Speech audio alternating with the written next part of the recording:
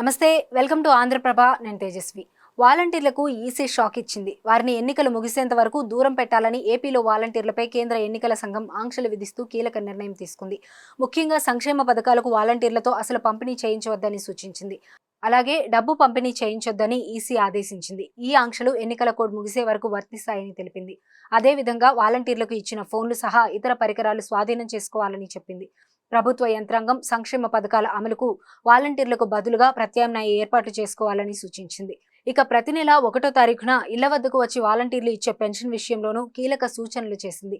ఆయా సామాజిక పెన్షన్ల పంపిణీకి కూడా వాలంటీర్లను వాడొద్దు అని స్పష్టమైన ఆదేశాలు జారీ చేసింది. ఈసీ ఆదేశాలపై వైసీపీ మంత్రి అంబటి రాంబాబు స్పందించారు. ఇది వాలంటీర్ల మీద తీసుకున్న చర్య కాదన్నారు. పెన్షన్ కోసం బయటకు రాలేని వయోవృద్ధులైన అవ్వాతాతలకు ఇబ్బంది అవుతుందన్నారు. ఈ విషయంలో కేంద్ర ఎన్నికల సంఘం పునరాలోచన చేయాలని కోరారు.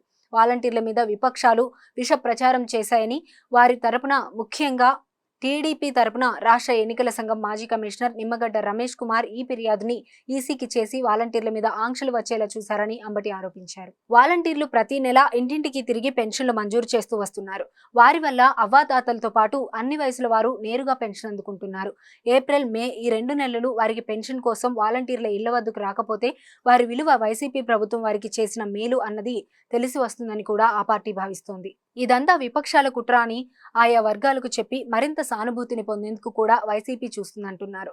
ఏదేమైనా వాలంటీర్ల చుట్టూ సాగిన ఏపీ రాజకీయంలో ఇది కీలక పరిణామం అని అంటున్నారు. ఇకపై వాలంటీర్లను వైసీపీ మరింతగా తమ వైపు తిప్పుకొని వారి ద్వారా ఇప్పటికే గుర్తించిన ఆయన కుటుంబాలను అనుకూలం చేసుకునేందుకు ప్రయత్నించే అవకాశాలు ఉన్నాయని అంటున్నారు. మొత్తం మీద చూస్తే వాలంటీర్లను తప్పించడం వల్ల వారు విపక్షాల మీద ఆగ్రహంగా ఉంటారని వైసీపీ అంచనా వేస్తోంది. ఒకవైపు టీడీపీ తమ ప్రభుత్వం అధికారంలోకి వస్తే వాలంటీర్లను బాగా చూసుకుంటామని చెబుతూ ఇప్పుడు ఈ విధంగా ఈసీకి ఫిర్యాదు చేయించి విధుల నుంచి తప్పించడం ద్వారా విపక్షాలు వాలంటీర్లకు మరింత దూరమయ్యాయని వైసీపీ అంటోంది.